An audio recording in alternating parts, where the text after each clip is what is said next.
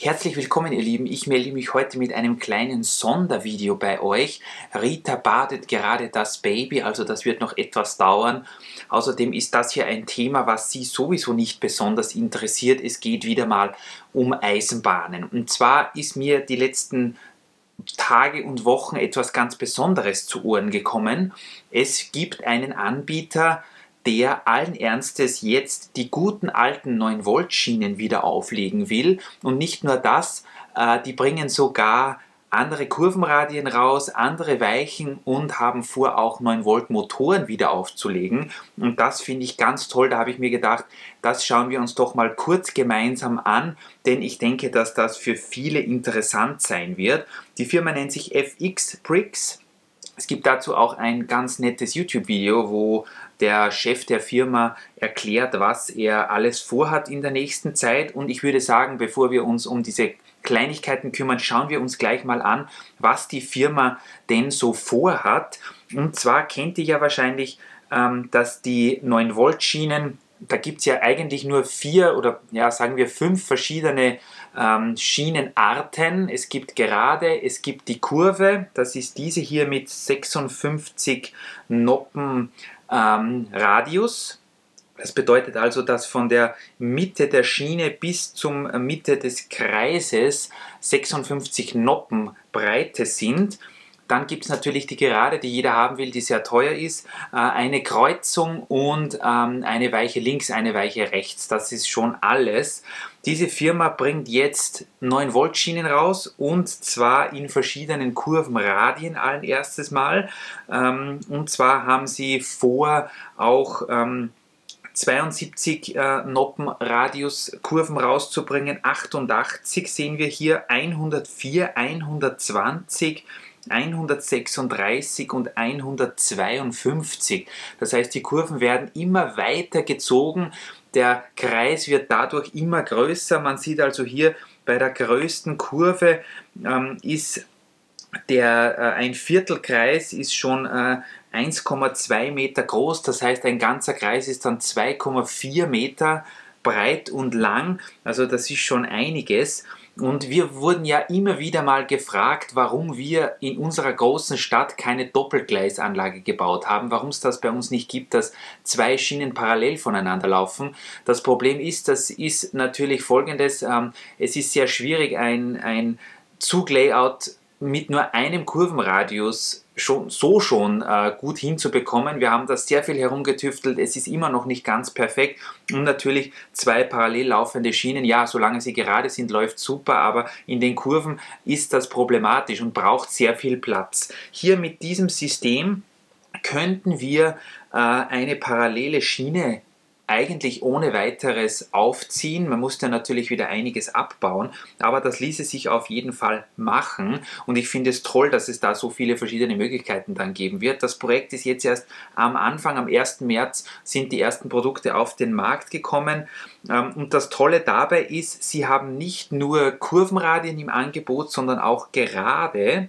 Die schauen wir uns hier an. Also es gibt die klassische Gerade, die 16 Noppen lang ist, die kennt ihr wahrscheinlich von Lego oder auch von anderen Herstellern, die diese Schienen haben.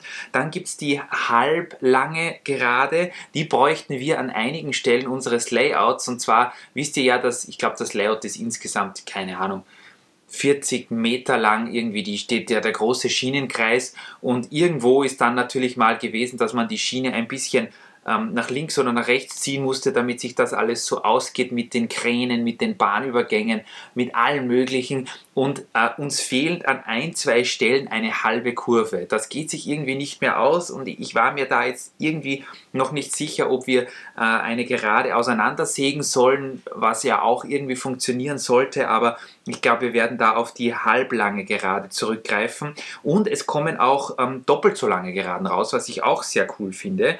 Die sind eigentlich sogar schon herausgekommen. Hier steht, die sind seit 1. März verfügbar. Und ja, sind eigentlich auch ganz praktisch, wenn ihr lange Gerade wollt, dann wieso nicht 32 Studs lang, das heißt, die sind dann genauso lang wie eine Baseplate. Hier haben wir nochmal die Übersicht über die Kurvenradien, die es geben wird, also die meisten Produkte kommen erst 2021 im Lauf des Jahres auf den Markt. Man kann sie auch noch nicht vorbestellen, wie ihr seht. Aber diese ganzen großen Kurvenradien, die werden viele Layouts verbessern. Also da bin ich mir ganz sicher. Hoffentlich schafft es diese Firma, dass sie wirklich Fuß fassen kann, dass viele Leute sich dafür interessieren. Denn was die vorhaben, das ist wirklich toll. Schaut euch an, was sie an Weichen geplant haben. Das ist auch eine Weiche, die viel länger gezogen ist. Die Lego-Weiche ist ja doch sehr scharfkantig, fast wie eine Schikane. Und diese Weiche hier, die würde eine schöne, natürliche Zugstrecke, das würde sich viel besser eingliedern, finde ich. Also wir werden bestimmt auch ein paar dieser Weichen mal probehalber kaufen, denke ich. Wir haben große Probleme gehabt mit den Weichen, mit den Abstellgleisen in unserer Stadt, denn die sind immer so schwierig zu integrieren. Da haben wir herumgeschoben, teilweise sogar schon von 9 Volt auf Power Functions umgestellt, damit wir ein paar Flex-Tracks einbauen können, was ja natürlich auch nicht ideal ist, aber es ist nicht anders gegangen. Teilweise braucht man halt irgendwie so einen Zentimeter links oder rechts noch Platz und da hat man sich nur mit den Flex-Tracks helfen können irgendwie. Schauen wir uns noch die anderen Details dazu an. Also es ist die L-Gauge-Bahn, die ihr kennt natürlich von Lego, ungefähr Maßstab 1:40. Und das, mit dem die Firma eben hier wirbt, ist, dass sie Schienen herstellt, die Lego und auch den anderen Herstellern, die solche Schienen machen, aber allerdings bis jetzt noch keine 9-Volt-Schienen in Sachen Qualität und Funktionalität in nichts nachstehen wird. Hoffen wir mal, dass das stimmt. Also das heißt, es ist ABS-Plastik, welches in Dark Bluish Gray auf den Markt kommt, also mehr oder weniger 100% kompatibel mit Lego. Die Metallschienen sind korrosionsresistent, was sehr gut ist, denn das wäre nichts, wenn die irgendwie zum Rosten oder Korrodieren anfangen würden. Es steht auch hier sogar, man kann sie draußen verwenden, Outdoor Use. Die Konnektoren dazwischen, mit denen man die so klicken kann, sollen auch sehr widerstandsfähig sein. Es ist 9 Volt kompatibel, was natürlich ganz wichtig ist. Und die L-Gauge habe ich euch schon gesagt, dass es von der Größe her passt. Es gibt mittlerweile ja einige Anbieter, die Schienen herstellen, allerdings nur diese Plastikschienen, diese Power Function Schienen, und da haben wir noch nicht zugeschlagen, da für uns einfach das 9-Volt-System irgendwie am besten in die Stadt passt. Ich bin mit der 9-Volt-Ära groß geworden. Ich liebe die 9-Volt-Motoren, die sollen anscheinend auch von dieser Firma mal rauskommen, weil die werden ja am Zweitmarkt immer teurer, da es immer weniger funktionierende 9-Volt-Schienen gibt. Die Vorteile liegen auf der Hand. Man braucht einfach keinen Motor extra mit Batteriebox verbinden, der viel Platz in der Lok wegnimmt. Viele Lokomotiven sind ja nicht dafür gebaut oder nicht dafür ausgelegt, einen Powered Up oder Power Functions Motor hineinzubekommen. Bei 9 Volt ist das ganz praktisch. Man tauscht einfach ein Gelenk mit Rädern aus gegen einen 9-Volt-Motor und man kann den ganzen Tag Spaß haben, ohne dass man sich um irgendwelche leeren Batterien oder Akkus kümmern muss.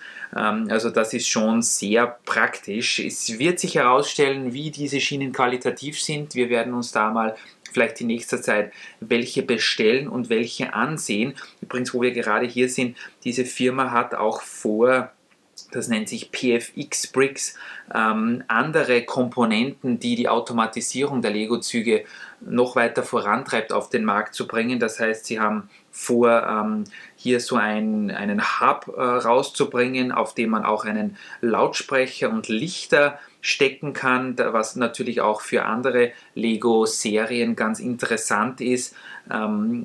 Funktioniert mit Bluetooth. Also wie gesagt, da habe ich mich noch nicht so viel damit beschäftigt, aber es dürften da einige Funktionen kommen, die wir so von Lego noch nicht kennen. Hier habt ihr zum Beispiel ein Bild von diesem Lautsprecher, 20 Minuten Storage Capacity, also das ist vielleicht auch für Ausstellungen und Messen ganz interessant.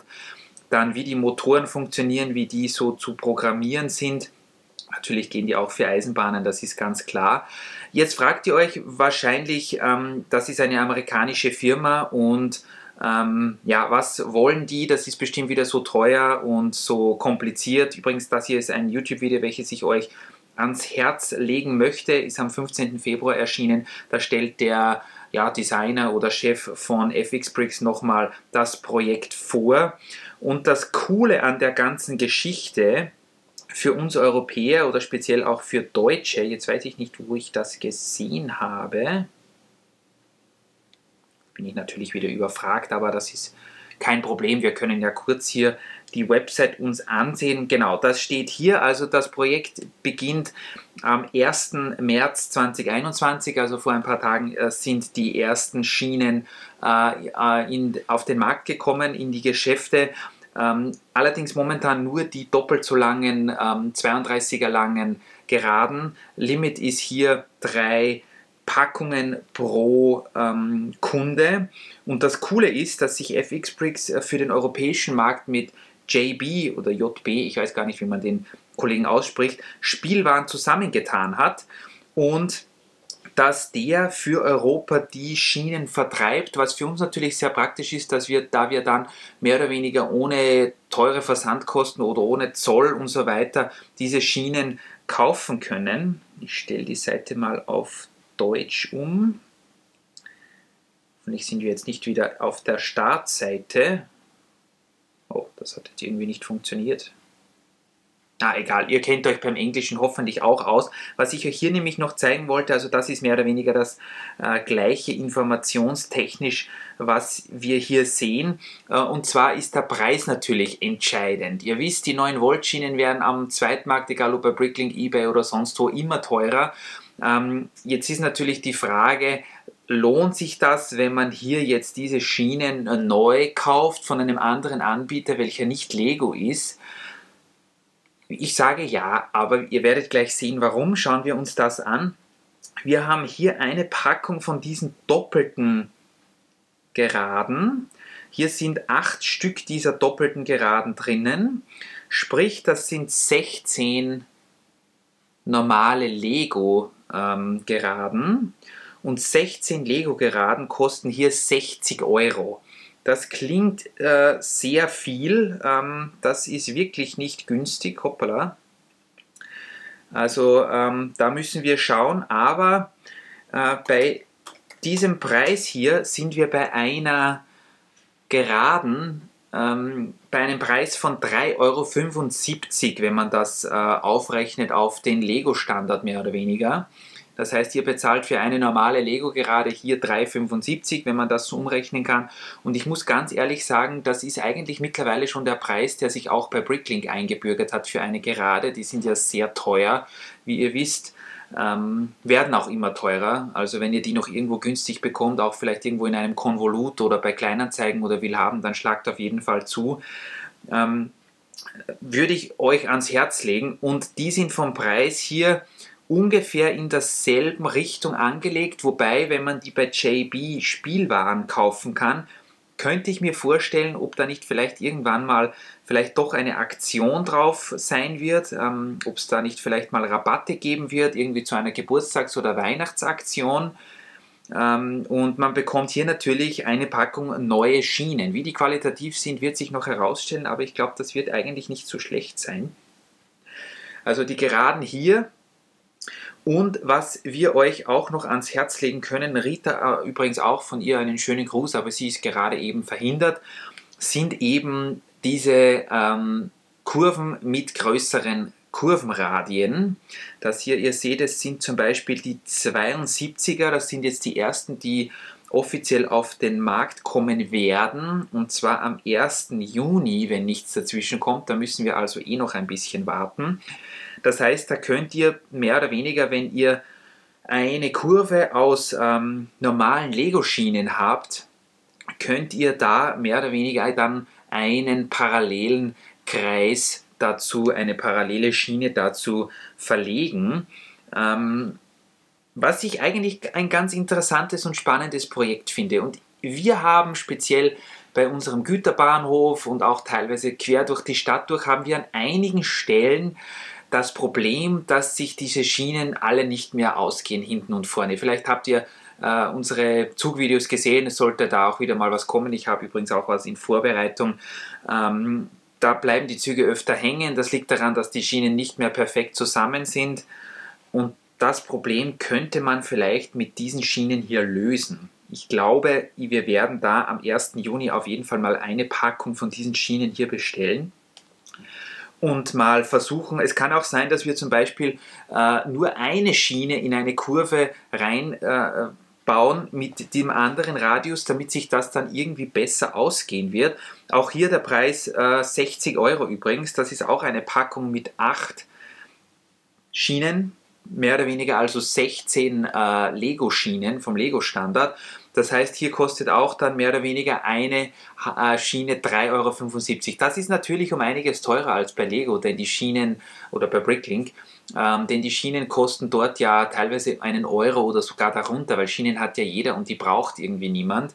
Aber ich denke, dass auch dieser Radius das Projekt sehr interessant macht und dass vielleicht dieser Preis, man kauft sich da ja nicht unendlich viele, sondern vielleicht eine oder zwei Packungen und dass sich das irgendwie auszahlen könnte, wenn man das macht. Es ist auf jeden Fall nicht billig, aber ja, ich habe, glaube ich, gelesen, dass der Preis irgendwie natürlich damit sich rechtfertigen lässt, dass diese Maschine, diese Gussformen produziert, dass die natürlich immens teuer ist, mehrere 100.000 Dollar und das gehört natürlich irgendwie wieder reingespielt. Schauen wir mal, vielleicht werden die irgendwann auch mal günstiger.